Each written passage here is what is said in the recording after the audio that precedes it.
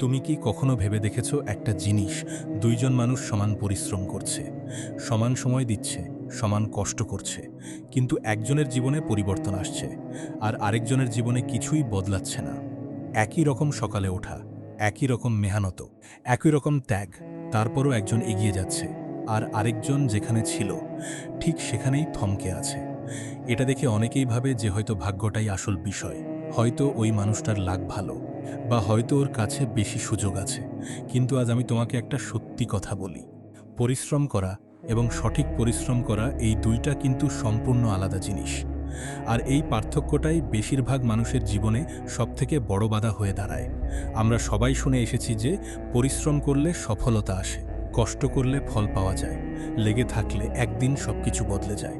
এই কথাগুলো ভুল না, এই কথাগুলো সত্যি। কিন্তু সমস্যাটা হচ্ছে আমরা এই কথাগুলোকে এতটাই সরলভাবে ধরে নিয়েছি যে আমরা ভুলেই গিয়েছি পরিশ্রমের পেছনে আরও কিছু জিনিস কাজ করে। শুধু কষ্ট করলেই যদি সফলতা আসতো, তাহলে এই পৃথিবীতে সবথেকে বেশি সফল মানুষ হতো তারা যারা সবথেকে বেশি খাটাখাটনি করে। কিন্তু বাস্তবে এমনটা হয় না, কারণ পরিশ্রমের একটা দিক আছে যেটা আমরা সবসময় খেয়াল করি না, আর সেই দিকটা হচ্ছে দিক নির্দেশনা, বোঝাপড়া এবং সঠিক পদ্ধতি। তুমি নিজের জীবনের দিকে একবার তাকাও। তুমি হয়তো প্রতিদিন অনেক কাজ করছো, অনেক সময় দিচ্ছ, রাত জাগছ, নিজের আরাম আয়েস ছেড়ে দিচ্ছ, কিন্তু তারপরেও যখন তুমি রেজাল্ট দেখো, তখন মনে হয় যেন এতদিনের কষ্ট কোথাও হারিয়ে গেছে। তখন মনে প্রশ্ন আসে, আমি তো এত পরিশ্রম করছি, তাহলে কেন আমার জীবনে কিছু বদলাচ্ছে না? এই প্রশ্নটা শুধু তোমার নয়, এই প্রশ্ন হাজার হাজার মানুষের মনে ঘুরপাক খায়। আর এই প্রশ্নের উত্তরটা লুকিয়ে থাকে আমাদের অভ্যাসের গভীরে, আমাদের চিন্তাভাবনার ধরনে, আমাদের সিদ্ধান্ত নেয়ার পদ্ধতিতে। প্রথম যে কারণটা মানুষকে পরিশ্রম করা সত্ত্বেও পিছিয়ে রাখে, সেটা হচ্ছে দিক নির্দেশনার অভাব। মানুষ প্রতিদিন ব্যস্ত থাকে ঠিকই, কিন্তু ব্যস্ত থাকা আর সঠিক পথে হাঁটা এক জিনিস নয়। তুমি যদি একটা গাড়ি নিয়ে পুরো গতিতে ছোটো, কিন্তু গাড়ির স্টিয়ারিং কোন দিকে ঘোরাতে হবে সেটা না জানো, তাহলে সেই গতি তোমাকে কোথাও পৌঁছে দেবে না, বরং তোমাকে ভুল দিকে নিয়ে যাবে। ঠিক তেমনি অনেক মানুষ প্রতিদিন অনেক কাজ করে, কিন্তু তারা জানে না তাদের সবথেকে গুরুত্বপূর্ণ কাজটা আসলে কোনটা। তারা এমন কাজে সময় দেয় যেটা দেখতে পরিশ্রম মনে হয়, কিন্তু আসলে সেই কাজ তাদের লক্ষ্যের সাথে কোনো সম্পর্কই রাখে না। এই কারণে দিনের শেষে তারা ক্লান্ত হয়ে পড়ে, কিন্তু তাদের অবস্থানের কোনো পরিবর্তন হয় না। দ্বিতীয় কারণটা হচ্ছে মানুষ পরিশ্রম করে ঠিকই, কিন্তু সেই পরিশ্রমকে কখনো মূল্যায়ন করে না। তারা কাজ করে যায়, কিন্তু কখনো থেমে ভাবে না যে যে পদ্ধতিতে তারা কাজ করছে সেটা আদৌ কার্যকর কিনা। ধরো তুমি কোনো একটা রাস্তায় হাঁটছো, কিন্তু সেই রাস্তা যদি ভুল দিকে যায়, তাহলে তুমি যতই জোরে হাঁটো, তুমি কখনো গন্তব্যে পৌঁছাবে না। মানুষ এই জায়গাটাতেই সবথেকে বেশি ভুল করে। তারা মনে করে পরিশ্রমের পরিমাণ বাড়ালেই সমস্যা মিটে যাবে, কিন্তু তারা কখনো নিজের পদ্ধতিকে প্রশ্ন করে না। তারা কখনো নিজেকে জিজ্ঞাসা করে না যে আমি যা করছি তা কি আসলে কাজ করছে, নাকি আমি শুধু অভ্যাসের বশে একই ভুল প্রতিদিন করে যাচ্ছি। তৃতীয় একটা বড় কারণ হচ্ছে ফলাফলের প্রতি অতিরিক্ত তাড়াহুড়ো। আমরা এমন একটা সময়ে বাস করছি যেখানে সবকিছু তাৎক্ষণিক হওয়ার কথা। আমরা একটা মেসেজ পাঠিয়ে সাথে সাথে রিপ্লাই আশা করি, একটা ভিডিও আপলোড করে সাথে সাথে ভাইরাল হওয়ার আশা করি, একটা কাজ শুরু করে কয়েকদিনের মধ্যেই ফলাফল আশা করি। কিন্তু জীবনের বড় পরিবর্তনগুলো এভাবে আসে না। একটা গাছ যেমন মাটির নিচে শিকড় গাড়তে সময় নেয়, ঠিক তেমনি আমাদের পরিশ্রমও শুরুতে চোখে দেখা যায় না। কিন্তু আমরা যখন কয়েকদিনের মধ্যে ফলাফল না দেখতে পাই, তখন আমরা ভাবি যে আমাদের পরিশ্রমটাই বৃথা যাচ্ছে। আর এই ভুল ধারণার কারণে অনেকেই ঠিক তখনই হাল ছেড়ে দেয়, যখন তাদের ফলাফল আসার সবথেকে কাছাকাছি ছিল। চতুর্থ কারণ হচ্ছে মানুষ নিজের কমফোর্ট জোনের মধ্যেই পরিশ্রম করে। এটা শুনতে অদ্ভুত লাগবে, কিন্তু এটাই সত্যি। মানুষ এমন একটা পরিশ্রমের ধরন তৈরি করে নেয় যেটাতে তার কোনো অস্বস্তি হয় না, যেটাতে সে নিজের পুরনো চিন্তা ভাবনার মধ্যেই থেকে যায়। কিন্তু আসল পরিবর্তন আসে তখনই, যখন আমরা এমন কিছু করি যেটা আমাদের জন্য অস্বস্তিকর, যেটা আমাদের ভয় দেখায়, যেটা আমাদের পুরনো ধরনের বাইরে নিয়ে যায়। অনেক মানুষ পরিশ্রম করছে ঠিকই, কিন্তু তারা এমন একটা নিরাপদ গণ্ডির মধ্যেই সেই পরিশ্রম করছে যেটা তাদের কখনো বড় কিছু শেখায় না, বড় কিছু দেখায় না। 5 নম্বর কারণটা হয়তো সবথেকে বেশি গুরুত্বপূর্ণ, আর সেটা হচ্ছে ধারাবাহিকতার অভাব। মানুষ শুরু করে, প্রচণ্ড উৎসাহ নিয়ে। প্রথম কয়েকদিন সবকিছু ঠিকঠাক চলে, কিন্তু তারপর একটু একটু করে সেই উৎসাহ কমতে শুরু করে। একদিন কাজ করে, পরদিন বাদ দেয়, এক সপ্তাহ নিয়ম মেনে চলে, তারপর আবার আগের অভ্যাসে ফিরে যায়। এই যে বারবার শুরু করা আর বারবার থেমে যাওয়া, এটাই একজন মানুষের সবথেকে বেশি শক্তি নষ্ট করে। কারণ প্রতিবার নতুন করে শুরু করার জন্য যতটা মানসিক শক্তি লাগে, সেই শক্তি খরচ হয়ে যায় শুধু আগের জায়গায় ফিরে আসতেই। ফলে সামনে এগোনোর জন্য যে শক্তি থাকার কথা ছিল, সেটার অবশিষ্ট থাকে না। এখন প্রশ্ন হচ্ছে, কেন মানুষ এই সমস্যাগুলোর মধ্যে আটকে যায়?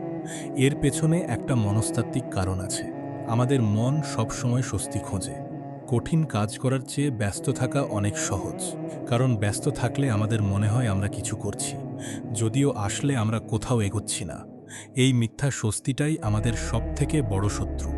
আমরা নিজেদেরকে বোঝাই যে আমি তো সারাদিন কাজ করছি, আমি তো চেষ্টা করছি, কিন্তু গভীরে গিয়ে দেখলে বোঝা যায় যে সেই চেষ্টার বেশিরভাগটাই আসলে দিক হারিয়ে ফেলা পরিশ্রম, যেটা আমাদের মনকে শান্ত রাখে কিন্তু আমাদের জীবনকে এগিয়ে নেয় না।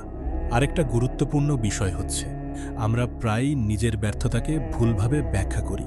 যখন ফলাফল আসে না, তখন আমরা ভাবি যে বিষয়টা আমাদের হাতের বাইরে, পরিস্থিতি খারাপ, মানুষ সহযোগিতা করছে না, সময় খারাপ যাচ্ছে। কিন্তু আমরা কখনো ফিরে গিয়ে দেখি না যে আসলে সমস্যাটা কোথায় ছিল। আমরা নিজের পদ্ধতিকে প্রশ্ন করতে ভয় পাই, কারণ সেটা আমাদের অহংকারে আঘাত করে। নিজের ভুল স্বীকার করার চেয়ে বাহিরের কিছুকে দোষ দেওয়া অনেক সহজ। কিন্তু যতদিন আমরা এই সত্যিটা মেনে না নিই যে সমস্যাটা হয়তো আমাদের পদ্ধতিতেই আছে, ততদিন আমরা একই বৃত্তে ঘুরতেই থাকব। এখন যদি আমরা তাকাই সেই সব মানুষের দিকে যারা সত্যিকার অর্থে এগিয়ে গিয়েছে, তাহলে দেখা যাবে তাদের মধ্যে একটা সাধারণ বিষয় লুকিয়ে আছে।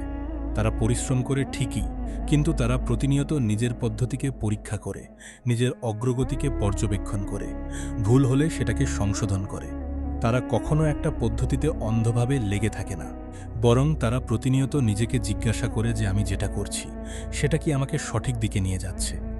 তাদের কাছে পরিশ্রম একটা লক্ষ্যহীন দৌড় নয়, বরং একটা চিন্তাশীল প্রক্রিয়া, যেখানে প্রতিটা পদক্ষেপের পেছনে একটা কারণ থাকে, একটা উদ্দেশ্য থাকে। তাদের মধ্যে আরেকটা জিনিস থাকে, সেটা হচ্ছে ধৈর্য। তারা জানে যে ফলাফল সবসময় সরাসরি দেখা যায় না। অনেক সময় মাসের পর মাস পরিশ্রম করার পরেও বাইরে থেকে কিছু বদলায় না, কিন্তু ভেতরে ভেতরে একটা ভিত্তি তৈরি হতে থাকে। তারা এই সময়টাতে হতাশ হয় না, কারণ তারা জানে যে প্রতিটা বড় পরিবর্তনের আগে একটা নীরব সময় থাকে, যেখানে কাজ চলে কিন্তু ফলাফল চোখে দেখা যায় না। যারা এই সময়টাতে হাল ছেড়ে দেয়, তারাই সবথেকে বেশি আক্ষেপ করে, কারণ তারা জানে না তারা কতটা কাছে ছিল। আরেকটা বিষয় যা তাদের আলাদা করে, সেটা হচ্ছে তারা তুলনা করা বন্ধ করে দেয় অন্যদের সাথে। তারা জানে যে প্রত্যেকের জীবনের গতি আলাদা, প্রত্যেকের যাত্রা আলাদা। তারা নিজের গতকালের সাথে আজকের তুলনা করে, অন্যের সাফল্যের সাথে নিজের অবস্থানের তুলনা করে না। কারণ যখন আমরা অন্যদের সাথে তুলনা করি, তখন আমাদের মনে একটা অস্থিরতা তৈরি হয়, একটা তাড়াহুড়ো তৈরি হয়, আর এই তাড়াহুড়ো আমাদের ভুল সিদ্ধান্ত নিতে বাধ্য করে। তাহলে এখন প্রশ্ন হচ্ছে, এই সব কিছু জানার পরে আমরা আসলে কি করতে পারি? প্রথম কাজ হচ্ছে নিজের পরিশ্রমকে থামিয়ে একটু পেছনে ফিরে তাকানো, নিজেকে জিজ্ঞাসা করা, আমি যা করছি তার লক্ষ্য কি স্পষ্ট? যদি লক্ষ্য স্পষ্ট না হয়, তাহলে সবার আগে সেটা স্পষ্ট করতে হবে, কারণ দিক ঠিক না থাকলে গতি যতই বাড়ানো হোক, সেটা কোনো কাজে আসবে না। দ্বিতীয় কাজ হচ্ছে নিয়মিতভাবে নিজের অগ্রগতিকে পরীক্ষা করা। সপ্তাহে একদিন হলেও নিজের কাছে ফিরে গিয়ে দেখা যে আমি যা করছি তা কি আমাকে আমার লক্ষ্যের কাছাকাছি নিয়ে যাচ্ছে, নাকি আমি শুধু ব্যস্ত থাকার জন্য ব্যস্ত থাকছি। এই ছোট্ট অভ্যাসটা একজন মানুষকে অনেক সময় বাঁচিয়ে দেয়, অনেক ভুল রাস্তা থেকে সরিয়ে নিয়ে আসে। তৃতীয় কাজ হচ্ছে ধারাবাহিকতা তৈরি করা, বড় লক্ষ্য নিয়ে না, বরং ছোট ছোট নিয়মিত পদক্ষেপ নিয়ে। প্রতিদিন একটু একটু এগোনো, প্রতিদিন একটু ভালো করার চেষ্টা করা, এটাই সবথেকে বেশি কার্যকর। কারণ বড় বড় সিদ্ধান্ত সাধারণত বেশি দিন টেকে না, কিন্তু ছোট ছোট অভ্যাস দিনের পর দিন জমা হয়ে একটা বিশাল পরিবর্তন তৈরি করে। চতুর্থ কাজ হচ্ছে নিজের ব্যর্থতাকে সৎভাবে দেখা।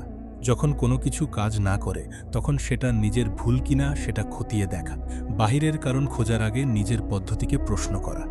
এটা কঠিন, কারণ এটা আমাদের অহংকারকে আঘাত করে, কিন্তু এটাই সবথেকে দ্রুত শেখার পথ।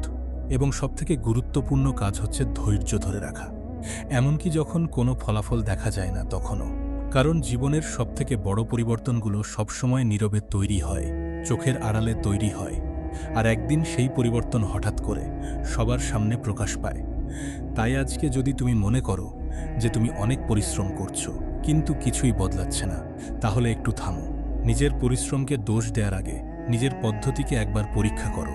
নিজেকে জিজ্ঞাসা করো, আমি কি সঠিক দিকে হাঁটছি, নাকি আমি শুধু দৌড়াচ্ছি কোনো দিক ছাড়াই। কারণ পরিশ্রম কখনো বৃথা যায় না, কিন্তু দিকহীন পরিশ্রম মানুষকে ক্লান্ত করে দেয় আর কিছুই দেয় না। শেষে একটা প্রশ্ন তোমার জন্য রেখে যাচ্ছি।